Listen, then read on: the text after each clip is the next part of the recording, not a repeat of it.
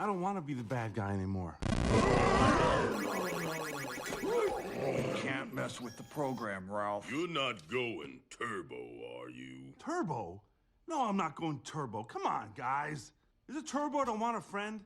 Or a medal? Or a piece of pie every once in a while? Is it turbo to want more out of life? Yes. Ralph, we get it. But we can't change who we are.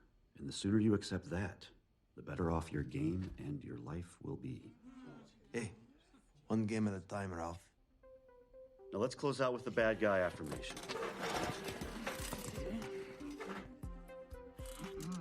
I am bad, and that's good. I will never be good, and that's not bad. There's no one I'd rather be than me. In a world overflowing with movies, we need a hero. Someone to separate the bad from the good. Sounds like a job. Verbal diorama. She watches all the movies from comedy to drama. From the top roll sound. And don't forget the action. She'll watch until the end and then she'll give you her reaction. Movies you know, movies you don't. Prequels, sequels, remakes, and trivia and outtakes. Movies you know, movies you don't. Interesting stories, all the categories.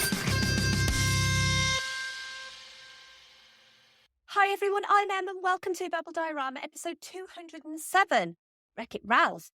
This is the podcast that's all about the history and legacy of movies you know and movies you don't. And as always, welcome to Verbal Diorama, whether you're a brand new listener, whether you're a regular returning listener or an irregular returning listener. Thank you so much for being here. Thank you so much for choosing to listen to this podcast. I know there's a lot of movie podcasts out there, and I know this because I listen to a lot of them myself. And so thank you so much for being here. I'm so happy to have you here for the history and legacy of Wreck-It Ralph. And maybe there's a long time coming to this podcast, especially considering my canonical love of Disney and my canonical history of playing video games ever since I was a child. This movie basically has the Verbal Diorama name written all over it. And I'm so excited to be talking about it in this episode. But before I start, I just want to say thank you for the amazing reception to the most recent previous episodes of the podcast. So I've done episodes on Hustlers and also Bring It On as well. And last month, I focused on women in film, specifically movies talking about depictions of female class, privilege, representation, historical whitewashing, and cultural appropriation, as well as women behind the camera and how tough it can be for them to get those movies made in the first place. The other episodes that I released last month are Gentlemen Prefer Blondes and Hidden Figures. Please watch all of those movies. Please listen to those episodes. I did specifically choose those movies to talk about those topics, and the episodes have been really well received. So I'm really, really happy with the reception to those episodes. But these are movies that really everyone should see. And moving on to this week's episode, again, a movie that everyone should see.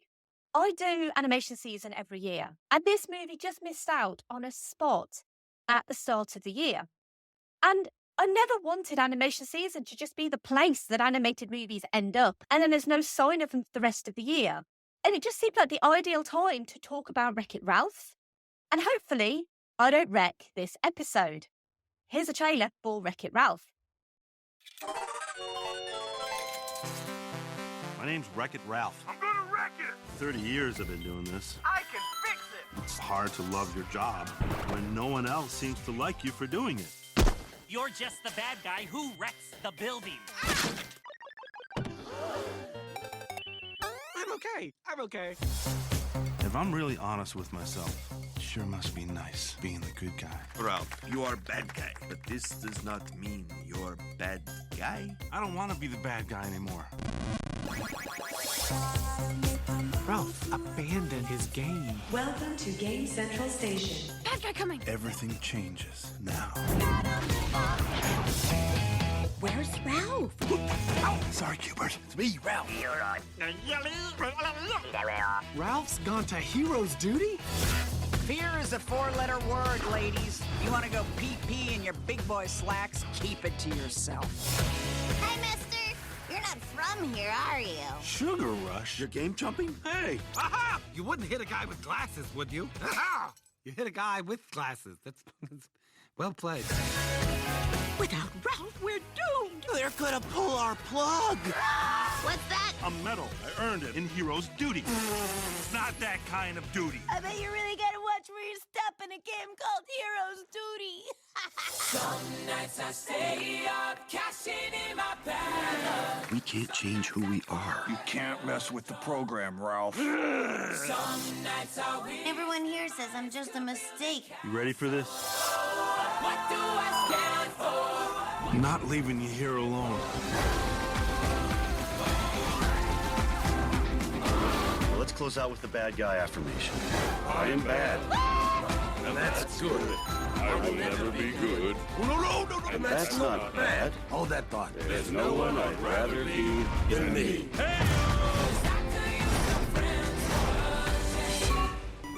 Why do I fix everything I touch? It's make your mama's proud time. I love my mama! Oh, good. The cops. Hold still. Ow! Take that. What are you doing? One game at a time, Ralph. Ralph is a video game villain who is tired of always being the bad guy. He decides to leave his game, Fix-It Felix Jr., in search of a medal that will prove he's a hero and not just a bad guy. Ralph travels to different video game worlds, including Hero's Duty, where he meets Sergeant Calhoun, and Sugar Rush, where he encounters Vanellope von Schweetz, a young glitch who wants to race. As Ralph tries to earn his medal, he inadvertently causes chaos and puts Vanellope's chance of racing in jeopardy. He must team up with her and fix the damage he's done before it's too late. In the end, Ralph learns the true meaning of heroism and the importance of being himself.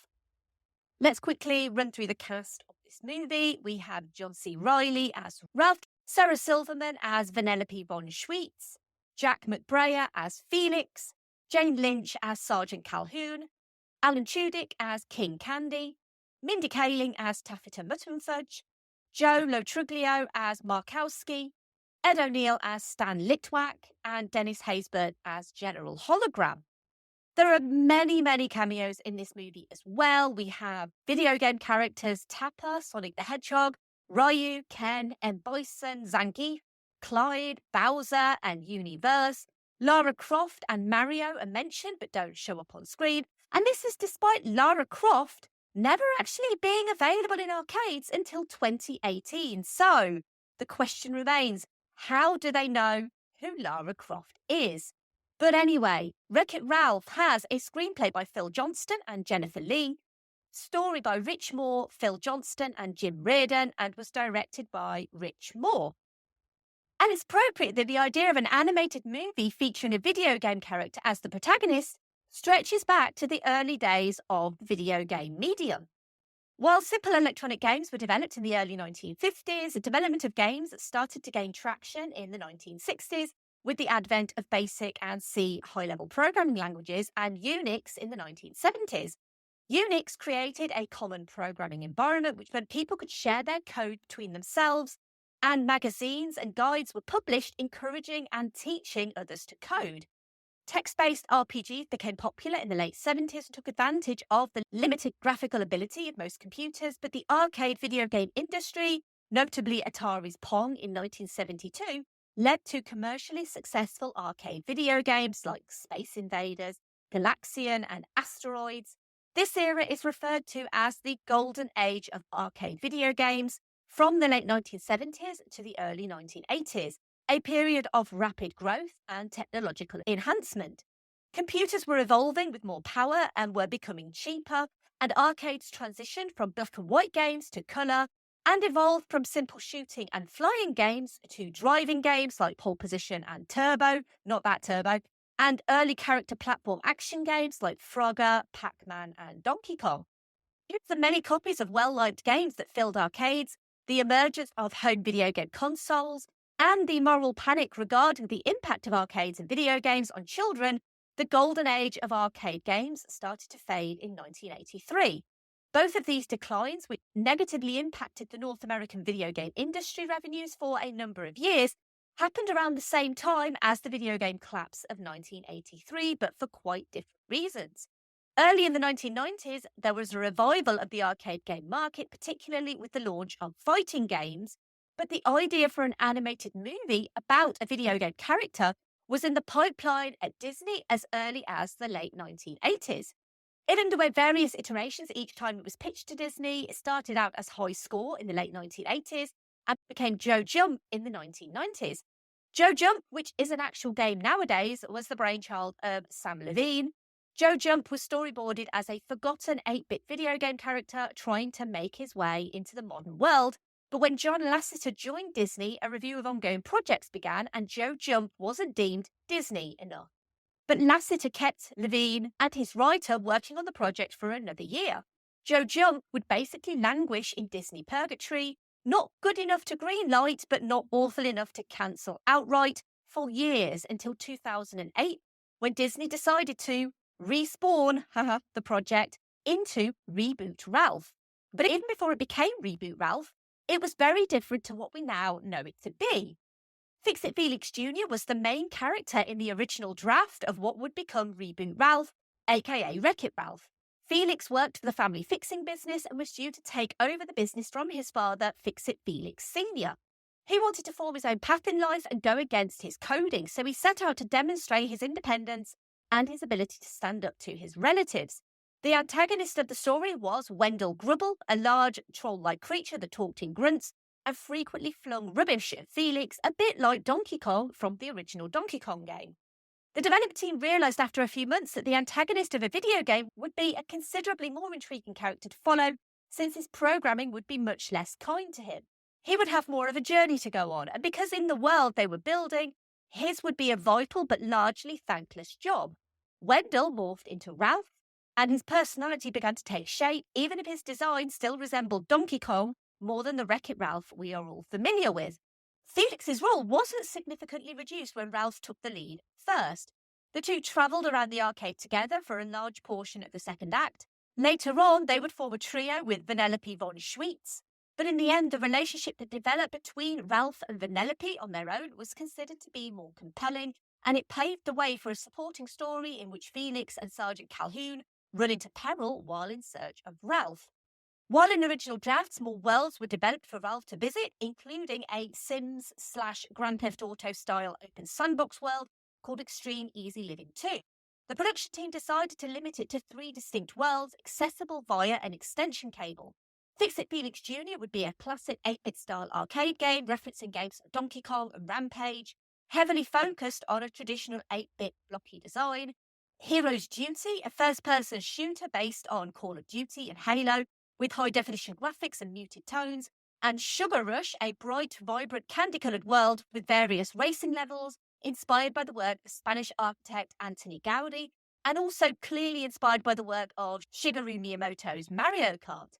The creative team behind the movie was able to create characters who looked like they came from their respective worlds, from Sergeant Calhoun, who appeared to be hyper-realistic, to Ralph, who had an angular and cartoonish appearance.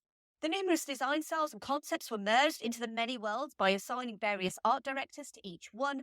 Additionally, each character's movement was customised by the animators. The soldiers in Hero's Duty move as realistically as they would in a contemporary first-person shooter game, but the Nicelanders move rather blockily like they would in an 8-bit game from 30 years ago. At the helm of Reboot Ralph was 2-time Emmy Award-winning Futurama and The Simpsons veteran Rich Moore and producer Clark Spencer. Moore was one of the original 3 directors of The Simpsons, directing many episodes of the series' first 5 seasons, before becoming supervising director of The Critic, and later oversaw the creative development and production of Matt Groening's Futurama. His credits included the Warner Brothers theatrical short Duck Dodgers, Attack the Drones, Comedy Central's Drawn Together, and Spy vs. Spy for Mad TV. Moore had also previously been involved in the Disney Story Trust, working on Bolt, The Princess and the Frog, Tangled, that's episode 198 of this podcast, and Winnie the Pooh. As a teenager, he'd grown up in arcades playing Pac-Man and Dig Dug. His favourite game of all time was Dragon's Lair, which you'll notice does make a cameo in this movie. His parents would tell him he was wasting his time at arcades, but parents, what do they know? He was invited to join Walt Disney Animation Studios personally by John Lasseter in 2008 and suggested Moore develop a story set in the world of video games. Not only was he now working at one of the greatest animation studios in the world, he could funnel his passion for video games into an actual movie. Clark Spencer joined Disney in 1990 as senior business planner in the finance and planning department, eventually becoming senior vice president of finance and operations for Walt Disney Animation Studios and Theatrical Productions, a position he held until 1999 when he was asked to produce Lilo and Stitch. Since then, he'd served as executive producer on Meet the Robinsons, producer on Bolt, and executive producer on Winnie the Pooh. And there have been previous attempts to build movies around video games, notably Tron and The Wizard, neither of which were really successful in capturing the essence of the video game world. For 4 years, Moore and his team spent hours upon hours playing the games that would influence Wreck-It Ralph. Lasseter gave Moore free rein on the project to tell his own story of a game character who goes against his own code, and while the characters of Ralph, Felix, Vanellope, and Calhoun would be brand new, in order to legitimize the world they were in, they needed to license actual video game characters. Now, this is something I've talked about before in both the episodes on Who Framed Roger Rabbit and Toy Story, and especially in Toy Story, how difficult it was to get certain characters licensed. That's why we didn't actually end up with Barbie. But for Wreck-It Ralph, not only did they need iconic characters, they also needed narrative reason to be there, and not just glorified cameos. They didn't write the story to specifically include certain characters, but they wrote the story and then realised it would be great to get a few legendary bad guys in the Bad and On meeting. So for a year, they continued as if they had permission from every company for every character they wanted. The production team compiled a list of all of the famous characters, including the likes of Bowser, Zangief, Dr. Robotnik, Kano, although not called Kano in the movie for Mortal Kombat is for mature audiences, and this is a Disney movie type reasons. But they didn't want Disney's lawyers to meet Nintendo's lawyers. They wanted to make it personal. So they went to E3, the trade event for the video game industry, and they met with all of these video game companies like Nintendo, Sega, Capcom, etc., and told them about the project and that they wanted their characters to be involved. Most of the companies were very game, excuse the pun, for their characters to be included, especially when they were told that the production wanted them to be authentic, true to the characters, and that each company could have final say on the designs. And most importantly at this point, no one turned them down, unlike what the team at Toy Story had experienced. Nintendo were remarkably easy to work with, considering their incredibly precious of depictions of their characters, especially Mario. While the team tried to fit Mario into the movie, they couldn't find the perfect way to put him in the film where it felt totally organic and where it served the story and also served the character of Mario in the eyes of Nintendo. And so he's mentioned in name only. Bowser was the key character they wanted because how could you have a group of legendary bad guys without him? Nintendo insisted on approving his animations, how he would hold a coffee cup, how he would laugh and spit out coffee. But when it came to Bowser with the other characters, there was a bit of a problem. Because Nintendo would say that Bowser was much bigger than M. Bison. And then Capcom would say M. Bison and Zangief, they're much bigger than Dr. Robotnik. And Sega would say, well, Robotnik is a very tall gentleman. So rather than end up with a room of giants, a compromise was made, and they're all sort of the same size, but clearly those characters. The only Bad and On member who is not traditionally a bad guy is Zangief. According to writer Phil Johnston, he created Zangief as a villain in the movie because as a child, he was unable to beat Zangief and believed that Zangief would feel regret for how challenging it was for players to defeat him. In total, over 180 video game characters appear in Wreck-It Ralph, mostly in Game Central Station, and this at the time was the most individual characters ever in a Disney movie. For the designs of the in-movie characters, originally Ralph and Felix were going to look like 8-bit characters as well as move like them. You'll notice the Icelanders move in a very blocky, jerky way, as well as look fairly angular. It was decided to make Ralph and Felix look and move differently, mostly because they were the main characters of the game and therefore moved more in-game, but also to get the audience to empathise and relate to the characters was easier when they moved normally. In addition to the characters, there are literally hundreds of references to practically every game you could think of, from graffiti in Game Central Station to random props and set pieces and name drops in conversation. And it's one of those things that if you notice something and it means something to you, then you'll enjoy it, such as the graffiti in the station. But if you don't play the games, it's literally just graffiti in a train station. Even the Konami code gets a referential shout-out in this movie. But before they did any animation, they had to get a cast assembled. And Rich Moore always had an idea of who he wanted for Ralph. someone who'd notoriously turned down animated projects before, not because he didn't want to do animation, but because the voice actors in animation often had no say in their characters, or the script would offer little to no improvisation, and often the premise would change between recording the lines and the actual finished product. And this was an actor who could easily do dramatic roles, but also is one of the funniest comedic actors working in Hollywood, so Moore took a punt and contacted John C. Reilly. Reilly was hesitant at first, but Moore assured him this wasn't just a typical Disney movie, that they'd given him free rein, and he wanted to give Reilly the same. They would basically do anything to accommodate John C. Reilly and make him comfortable enough to accept the role of Ralph, because in Moore's mind, Reilly was Ralph. And not only did Reilly commit, he committed hard. He was involved in script development, acting out for the writers how he felt Ralph would react in certain situations. They did a huge Q&A session together. Reilly was intimately involved with the production pretty much from the offset, and the core team really were dedicated to make Wreck-It Ralph an intimate, honest, and fun little movie. And when it came to recording sessions, it was Reilly who wanted to record with the other actors, something that rarely happens in animation. Improvisation was encouraged, with Reilly using the quote-unquote Will Ferrell model. He'd worked with Ferrell on Talladega Nights and Step Brothers, and in those projects it was a comedy democracy where the funniest line in the moment would win out. And they also had the freedom to either use the material as written or they would ad-lib. There are some R-rated lines from Wreck-It Ralph, particularly from Sarah Silverman, who's known for her more racy comedy style.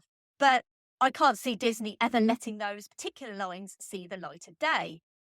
Silverman, for her part, was flown to Pixar for a table read after being sent the script, and she loved it immediately. She was involved for 2 years as the writing team worked on making Vanellope look and act more like Silverman.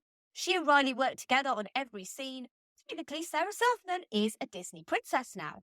Half the film takes place within Sugar Rush, mostly because Vanellope can't leave the game. They researched actual sweet factories, contacted noted food photographers, and they explained how to make food look good. Actual dioramas made of different sweets were created to describe how Sugar Rush might look. And these dioramas were in display at Disney Studios for a time, but they'd probably been removed now.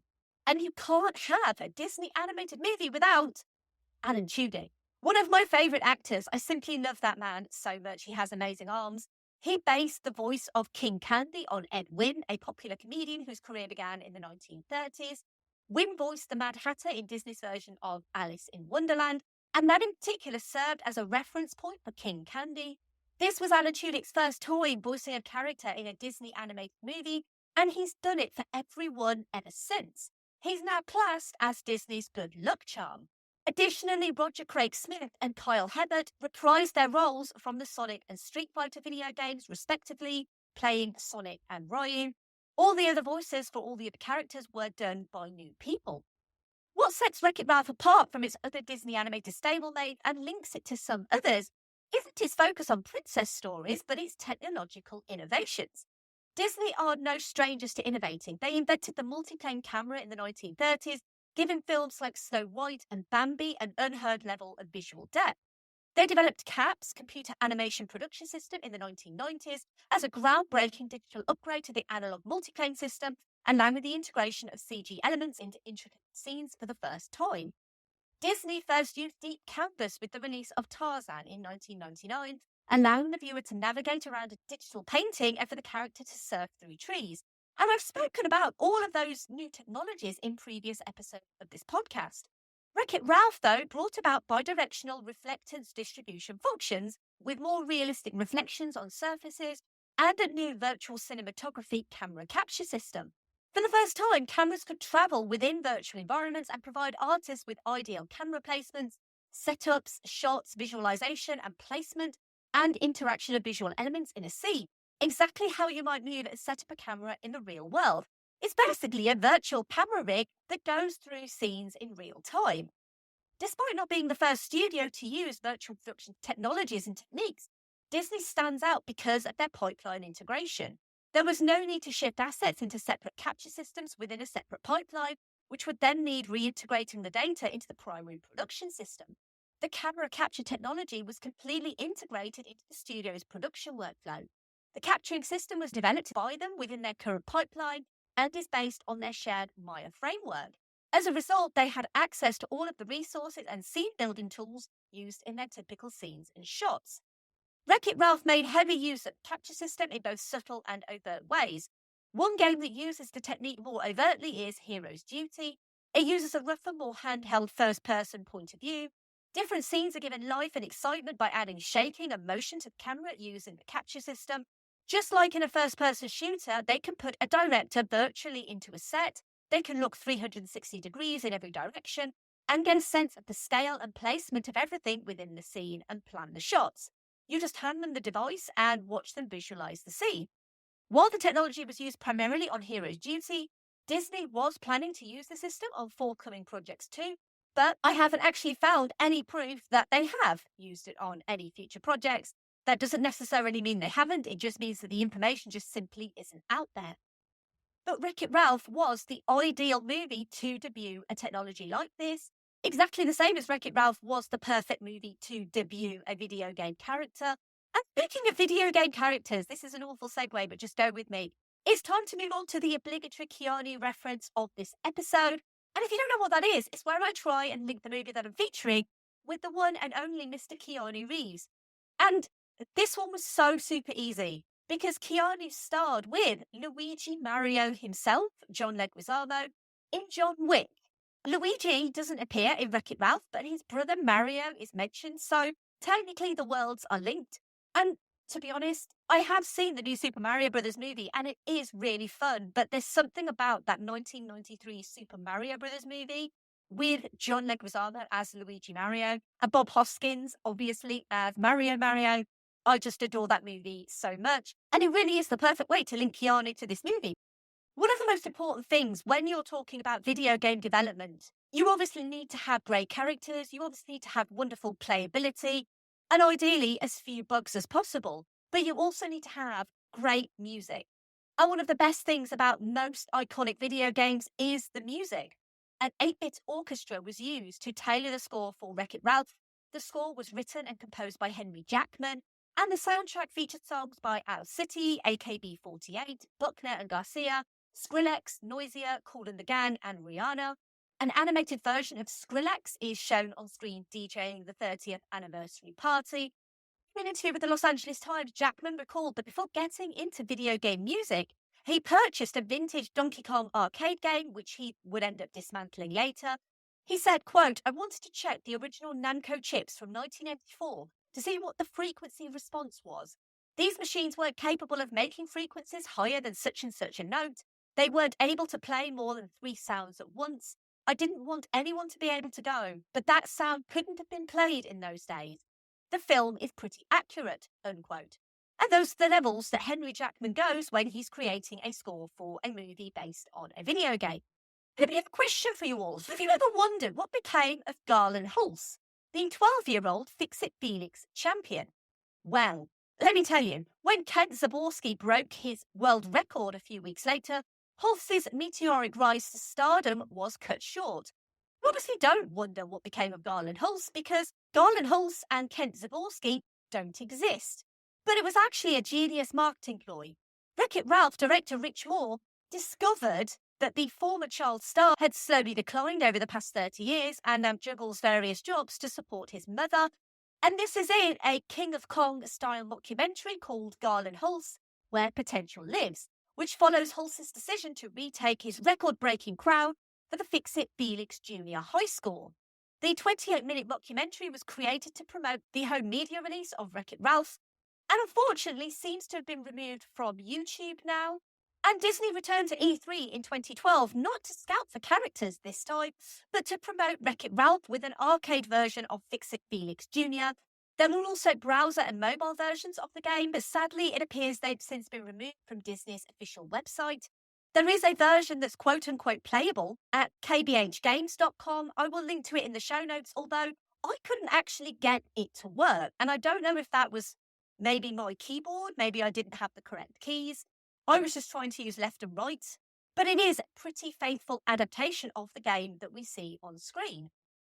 Wreck-It Ralph was originally due to be released in March 2013, but after Pixar pushed the release of Monsters University from November 2012 to June 2013, a spot opened for Ralph, which was actually ahead of schedule at the time.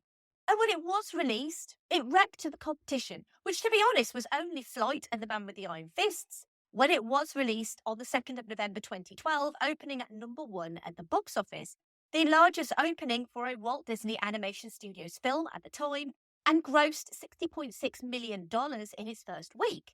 The next week, though, James Bond took aim at the spot, and Ralph acquiesced to the majesty of the Secret Intelligence Service as Skyfall was released, and Ralph fell to #2.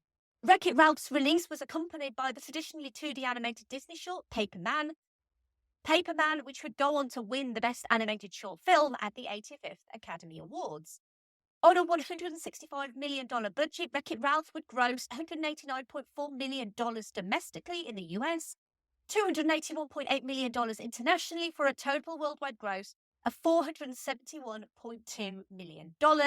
It is critically acclaimed, and it was nominated for the Academy Award for Best Animated Feature, the same time actually as The Pirates in An Adventure with Scientists. That's episode 192 of this podcast. Both lost out, though, to Pixar's Brave. And Brave is a movie that I'm not the biggest fan of, actually. And it's ironic, really, because Brave actually seems like more of a Disney movie, and Wreck-It Ralph seems like more of a Pixar movie. Paranorman and Frankenweenie were also up for the award that year. Wreck-It Ralph would receive 9 Annie Award nominations. It won 5, including Best Animated Feature. It was also up for the Golden Globe for Best Animated Feature, but it lost again to Brave. And when it came to sequels, Ralph Breaks the Internet, which I still maintain should have been called Ralph Wrecks the Internet, came out in 2018, and Internet finally comes to Litwack's arcade, and Ralph and Vanellope travel the Internet to find a replacement steering wheel for Sugar Rush. It did better than the first movie financially, but honestly, I don't like it quite as much, and I've not managed to put my finger on why. The Disney princess scene is great, though. Right, let's move on to some social media thoughts. I'd like to ask across social media what people think of the movies that I feature. And we're going to start with the patrons, and we're going to start with Scott. Now, Scott is actually kind of the reason this episode exists, because Scott and I were talking, and Scott mentioned about Wreck-It Ralph, and I was just like, right, I'm going to do an episode on Wreck-It Ralph. He didn't ask for the episode, but it was just, he put the idea in my mind. So thank you for doing that, Scott. And Scott says, an absolute gem. I love this movie for so many different reasons. The Easter eggs and callbacks, catnip for an aging gamer. It's very funny, clever, all the voice casts are impeccable, and it just has bags and bags of heart. It was also one of my favourite films to watch with my daughter, and when Ralph says, if that little kid likes me, how bad can I be? I felt it. It's not just that little kid that likes you, buddy. Scott does have his own podcast. He hasn't done anything on it for a year and a bit or so, but I am going to make a mention of it. It's called Monkey See, Monkey Review, and it's one of the reasons that Scott and I found each other, because we were both on Twitter, and it just so happened that we lived close to each other, so we became friends. But I absolutely adored Monkey See, Monkey Review, and I do hope they come back one day. I'll put some information in the show notes for his podcast. We also have a comment from Brett, who says, for years, Hollywood couldn't figure out how to make a good video game movie. Wreck-It Ralph broke that mold and never looked back. This is not just one of my favourite Disney films, but one of my favourite films of all time. The adventure, the references, the voice cast, and the beautiful animation are all amazing. It's truly a story of never judging a book by its cover, and what would you do to change the stigma put on you? I love this movie so much, and I'm so happy you're covering it. Me too, Brett. And Brett's podcast is called Dissect That Film. It's him and Dan and Angela. They do movie retrospectives, new releases. They also discuss TV shows as well. But it basically is dissecting that film. It's a great podcast. You should absolutely listen. I'll put information in the show notes for Dissect That Film too. Perennial commenter Andy returns yet again to say, Wreck-It Ralph is such a marvel of Disney animation. Not yet at the height of its powers, as Frozen was still a year away, but a film that made audiences take notice. Not relying on the easy trope of just including classic video game Easter eggs, it takes the dichotomy of good guy, bad guy roles and flips it on its head. I'd be remiss if I didn't mention that this was the start of Alan Tudyk taking on the same role that John Ratzenberger held with Pixar as the Disney animation constant. His Ed Wynn-inspired King Candy is an absolute highlight. Also, check out the great Wreck-It Ralph song written by Buckner and Garcia, the same team that hit the charts in 1982 with Pac-Man Fever. And that is something that I did not know. So Buckner and Garcia, Pac-Man Fever, check it out on YouTube. Thank you, Andy, as always, for providing additional information for these episodes. And Andy is the host of the terrific podcast Geek Salad, the one-stop shop for all of your geeky podcast needs, whether that is movies, music, video games, TV shows, literally anything and everything. It is available over at Geek Salad. I will put information in the show notes for his podcast. Moving over to Twitter, we're going to start with @BestFilmEverPod, who said, a movie that legitimately makes me weep big ugly man tears every time I watch it. At first blush, what appears to be a fun little video game movie talks about depression and ambition, coming to grips with your own barometer about what it means to be good and what it means to be you. John C. Reilly is no perfect as Ralph, while Jane Lynch, Jack McBrayer and Alan Tudyk are all brilliant in supporting roles. It comes off the track a bit with some modern-day animated film flaws, licensed music over montages, the use of Shut Up and Drive is inappropriate for a film with its obvious innuendo. However, Ralph's final descent, realising that his sacrifices for the greater good and coming to grips who he is in this world is Disney magic. He's a bad guy, but he's not a bad guy. @To My Heart said, a truly funny, unique and heartfelt movie. The real-world game references are fun without detracting from the original story and characters. The friendship of Ralph and Vanellope, romance of Felix and Calhoun, and an exceptional villain all make this film well worth the watch. @TIAAD Media said, a silly kids movie full of heart and jam-packed with nostalgia and references for all the millennial and Gen X gamers in the audience. A lot of fun and well worth watching, though I have mixed feelings on the message. Explaining will take more than a tweet. And @Xenos Infinity said, been a few years since I've watched it, but I remember genuinely enjoying it. Also makes me glad nobody has ever tried to hit me with my glasses. No comments on Instagram, but several on Facebook, so let's go through those. We're going to start with Tony, who says, Wreck-It Ralph is an amazing film. The fact that we were able to enjoy the idea that video game characters have lives within their game was brilliant. The voice cast was astonishing and perfect for who they portrayed. The villain oath is good affirmation for anyone. Kira said, I didn't grow up playing a lot of arcade or video games besides a few Atari games and a couple Nintendo games at friends' houses and church youth group, so some of the classic video game Easter eggs went over my head, but I still love this movie. I like the story of Ralph figuring out who he is inside of people's perception of him as a bad guy and realising that he is still an important part of his world. You are a bad guy, but that does not mean you are a bad guy. And Michele says, Wreck-It Ralph was one of my favourite movies of that year. I lived in the arcade as a kid in the 80s, so this movie gave me all the feels. Also, an excellent soundtrack. And as always, thank you everyone for your comments on Wreck-It Ralph. And if you're listening and you want to comment read out in episodes, then the thoughts posts, they go up on social media. So Twitter, Instagram, Facebook, @Verbal Diorama. Please give me a follow if you want to. If you comment on that post, usually they go up on a Friday, I will take your comment and I will read it out, and I will also credit you in the episode as well. We usually lament long production delays on movies, thinking what they could have been like in their original raw form without studio interference. But Wreck-It Ralph only benefited from the extra time given to it. Had this movie been made in the 80s, it would have been a totally different beast coming out at a totally different time. Not just in animation history, but also video game history. High Score and Joe Jump might have been cool, but they also would have been irrevocably different. Wreck-It Ralph could pay homage to all these different eras and genres of video games in a way that those never could have. It comes out at a unique period in Disney's history too. 2 years after Tangled changed Disney's fortunes and gave us stunning CG with a hand-drawn quality to it, Ralph gives us 8-bit worlds, a dark modern first-person shooter, and Gaudi-influenced Sugar Rush, and each of these worlds feels real and unique. I especially love the little touches like the 8-bit Disney logo and the tradition from the 8-bit screen to the 3D world of Niceland. The worlds are inventive, original, and also reminiscent of what we know. Like Toy Story, we'll always wonder what the characters in the arcade machines are doing when it closes for the night. And when I say that, I mean the few arcades that are actually left out there.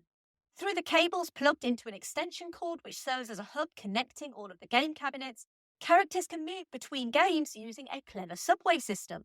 The writers just exploited the premise and found new methods to employ components that are already well known to us in order to raise the stakes for the main and personal conflicts without having to develop a complicated structure for the control of this universe. Although the extension cord has far too many things plugged in and technically it is a fire hazard, but we'll let that slide too. But really what we're here for is Ralph. The hero's journey, his duty, or should that be duty, in his relationship with Vanellope. They connect over their shared hardships and experiences because they're both outcasts. Ralph is treated in a similar way by adults who mistreat him primarily by being polite to his face, but going out of their way to exclude and ignore him. Whereas Vanellope is a child bullied outwardly and occasionally violently by other children who call her names, and also adults who claim to have her best interests at heart. While Ralph is technically an adult and Vanellope a child, both are proof that bullying is ageless. Ralph has never been interested in or intended to visit Vanellope's game before because of its saccharine cuteness, and Vanellope is unable to leave it since she's a glitch. Therefore, neither one has any preconceived ideas about the other's place in their respective community. And this enables them to connect simply on the basis of who they are as people, without the prejudices against them playing a role in their friendship. And the result is an adorable chosen family. And the emotional conclusion is stronger since Vanellope's admission that Ralph is truly a bad guy occurs after she actually gets to know him as a person and after he just repped her card, just like a bad guy would. The characterizations in this movie are so in-depth without having really any sort of exposition. You realise straight away that Ralph's anger is derived from his quote-unquote job and being mistreated at work. That Felix avoids conflict and therefore doesn't understand Ralph's difficulties or treatment by the Nicelanders. Vanellope's sharp tongue is a defence mechanism after years of being bullied and not understanding why she glitches. And Calhoun was given the most tragic of backstories and made to suffer that loss over and over again each time the game plays out. This movie also has a genius of a twist villain, one of the best that Disney had ever pulled off. Despite all of the clues being there and it being set up, it still works incredibly well on rewatch. His manipulation of Ralph, pretended to care for Vanellope when he really just wants her to fail, is a masterstroke. This movie teaches us to not judge a book by its cover, that even the biggest and ugliest bad guy could actually be a good guy deep down. But if you are a good guy, and I mean a really good guy, not Turbo in disguise as King Candy, don't let other people define you. Break free of any stereotypes, break out of your comfort zone. But mostly this movie tells us to accept, embrace, and celebrate difference. Difference is not a threat to the system. Difference is exactly what needs to be there. It's not a glitch, it's a superpower. And that's why at the end, Vanellope can still, quote-unquote, glitch. It never was a glitch. King Candy just called it one. It was her superpower, her power-up, her special ability, her killer move. That's why she keeps it at the end. Because if you feel different, trust me, you are not a glitch. You're perfect just as you are. Thank you for listening. As always, I'd love to hear your thoughts on Wreck-It Ralph. And if you have enjoyed this podcast, please get involved, help this podcast grow. There are a few easy ways of doing that. You could leave a rating or review wherever you found this podcast. You can follow me on social media. I'm at Verbal Diorama, and you can retweet, like, comment on posts. That helps a lot too. Or you can simply tell your friends and family about this podcast. And if you like this episode of Wreck-It Ralph, you might also like the following episodes and movies. I've mentioned a couple of episodes in this episode already, but I wanted to go back to episode 4, Who Framed Roger Rabbit. Mostly because I really do feel like if there were a spiritual successor to Who Framed Roger Rabbit, it probably would be Wreck-It Ralph. Who Framed Roger Rabbit is one of those movies that I think is truly timeless and truly a masterpiece of a movie. Now, the episode is a very old episode, so it probably doesn't sound very good, but it is an exceptional movie. I actually just did a guest spot on the Rewind Movie podcast all about Who Framed Roger Rabbit, and I will put actually a link to that episode in the show notes too, because we go in a huge amount of depth on the making of Who Framed Roger Rabbit and just what a brilliant movie that actually is. And I think a lot of people sleep on Who Framed Roger Rabbit, but genuinely, it is a technical marvel of a movie.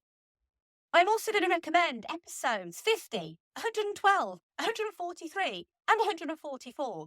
And they are the Toy Story quadrilogy. Now, I fully believe that the Toy Story trilogy is one of the greatest trilogies ever made. I'm not the biggest fan of Toy Story 4, despite Duke Kaboom, but Toy Story 1, 2, and 3 are genuinely one of the greatest trilogies ever made, and those episodes are so well worth your time too. And also episode 31, the Lego movie. Again, very similar to Wreck-It Ralph in its setup. including cameos from all of these well-known characters. The Lego Movie is absolutely brilliant. Again, it's one of those sleeper movies that I think a lot of people don't really remember. But if you've not seen the Lego Movie in a while, please go and watch it. And please listen to that episode too. As always, give me feedback on my recommendations. Next episode. I've been getting a lot of requests on social media. And the same request kept coming up and up all the time. And so it's about time that I'd actually listen. And basically, people were saying to me, play Yaya Ding Dong. Every time I released an episode, it was a comment saying, play Yaya Ding Dong. So I'm finally listening, and I'm going to play Yaya Ding Dong to celebrate Eurovision. Now, if you don't know what Eurovision is, it's a very European thing. I believe it is being introduced into America now, but Eurovision is a song contest, and it's a song contest that's been happening for over 60 years now. It's got a long and varied history in Europe, and this year's Eurovision Song Contest is being held here in the UK, in Liverpool, in lieu of it not being able to be held in the winning country. The country that won last year was Ukraine. And obviously, we all still stand with Ukraine. We support Ukraine. But because of the ongoing war, they cannot hold the contest. They're their second place. We are holding the contest on behalf of Ukraine. And because we are holding the contest on behalf of Ukraine, I wanted to celebrate Eurovision and do an episode on Eurovision Song Contest, the story of Fire Saga, which was the movie that came out in 2020, starring Will Ferrell and Rachel McAdams. And basically, tell you all about the history of Eurovision, because it is an absolutely fascinating contest. If you don't know about Eurovision, then hopefully you will learn something about Eurovision. It's coming out a couple of days before the Eurovision Song Contest, so just to get the SEO numbers up. But I really wanted to talk about Eurovision Song Contest, the story of Fire Saga. And doing it the week of Eurovision was just the ideal opportunity. So please join me next week as I talk about the story of Fire Saga. Now, just by listening to this podcast, you are supporting this podcast. And I always say this podcast is free and it always will be free. You do not have to pay for this podcast at all. But if you do want to support this podcast financially, you can do so at verbaldiorama.com/Patreon. And you can join the amazing patrons of Verbal Diorama. They are Simon E, Sade, Claudia, Simon B, Laurel, Derek, Vern, Kat, Andy, Mike, Luke, Michael, Scott, Brendan, Ian, Lisa, Sam, Jack, Dave, Chris, Stuart, Sunni, Drew, Nicholas, Zoe, Kev, Pete, Heather, Danny, Ali, Tyler, Stu, Brett, Philip, and welcome brand new patron Michele to this wonderfully colourful video game world that is Verbal Diorama. Michele, I'm so happy to have you here. Thank you so much for your support. You know, you are one dynamite gal. In fact, to all the patrons, you are one dynamite gal. Dynamite gal. Dynamite gal. Dynamite gal. Dynamite gal. You can check out my merch store. It's at verbaldiorama.com/merch. New merch designs, they are coming. I know I keep saying that, but they are. You can get in touch with me by emailing verbaldiorama@gmail.com. But you can also say hi, give feedback or suggestions at verbaldiorama.com. And you can also find my work at filmstories.co.uk. You can find issues of the magazine that I write in, and also the articles that I write every week as well. And finally, Kid!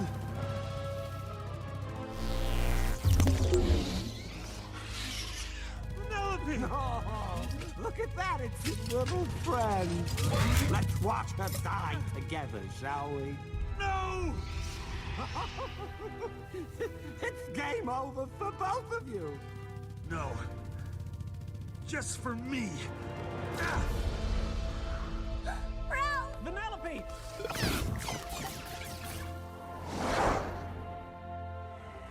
I'm bad, and that's good. I will never be good, and that's not bad. There's no one I'd rather be than me.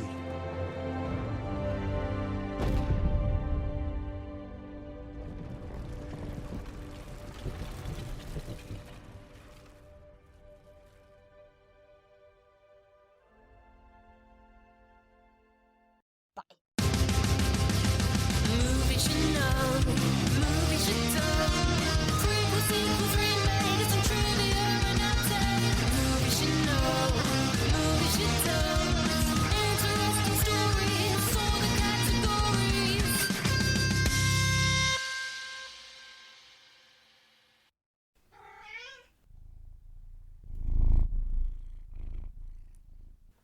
Together, we can make a difference. That's been the sign off for everything Livestream for the Cure related ever since the event began back in 2017. Hello everyone, my name is Nick and I am the host of the Livestream for the Cure, an annual charity event to raise money for the Cancer Research Institute for immunotherapy research for a world immune to cancer. And over the past 6 years, we've made that difference together. Amazing listeners, amazing viewers, amazing podcast partners and content creators all coming together, and we've raised over $70,000.